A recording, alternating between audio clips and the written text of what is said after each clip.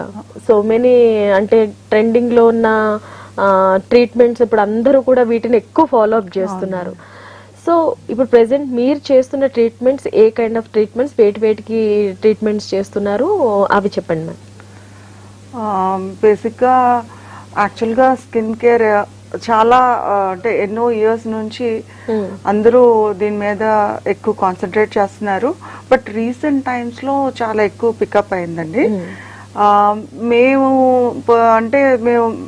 For the last 25 years ఈ ఫీల్డ్లో ఉన్నాం. సో మేము డీల్ చేసేవి laser treatments, laser hair removal, tattoo removals, pigments, తర్వాత పులిపిరికాయలు, ఏవైనా అన్వాంటెడ్ స్కిన్ మీద ఉంటే అవి మనం తీయచ్చు.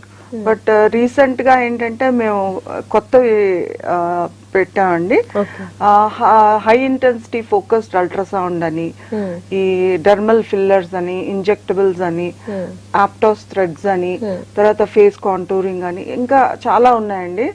అలా చెప్పుకుంటూ పోతే చాలా ఉంటాయి. ఓకే మ్యామ్, ఈ ఫేస్ లో సమ్ ఇంజెక్ట్ చేస్తున్నారు, సి విటమిన్ కానివ్వండి, గ్లైకాలిక్ యాసిడ్, సమ్ ట్రీట్మెంట్స్ లో. సో ఇవన్నీ సేఫ్ సైడ్ అంటారా? వీటి వల్ల మళ్ళీ ఏమైనా ఇబ్బందులు వచ్చే ఛాన్సెస్ ఏమైనా ఉన్నాయా? ఇవన్నీ కూడా చాలా R&D తర్వాత రిలీజ్ చేస్తారండి. సో మచ్ ఆఫ్ రీసెర్చ్ జరుగుతుంది. అది తర్వాతే మన కంట్రీకి వచ్చేసరికి చాలా లేట్ గా వస్తాయి. ఏవైనా ఫారిన్ కంట్రీస్ లో అయితే ఇవన్నీ ఎప్పుడో 10-20 years బ్యాక్ నుంచి ఉన్నాయి. అండ్ ఎక్స్ట్రీమ్లీ సేఫ్ అయితే గానీ వాళ్ళు మన హ్యూమన్ బీయింగ్స్ మీద లాంచ్ చేయరు. అండ్ యాజ్ ఫార్ as నేను for the last years 2 decades నేను యూజ్ చేస్తున్న ప్రొడక్ట్స్ లో I never saw any reaction or any untoward effects అండి. అంటే ఇక్కడ ప్రాబ్లం ఎక్కడ వస్తుందంటే మేడం, క్వాలిటీ లేని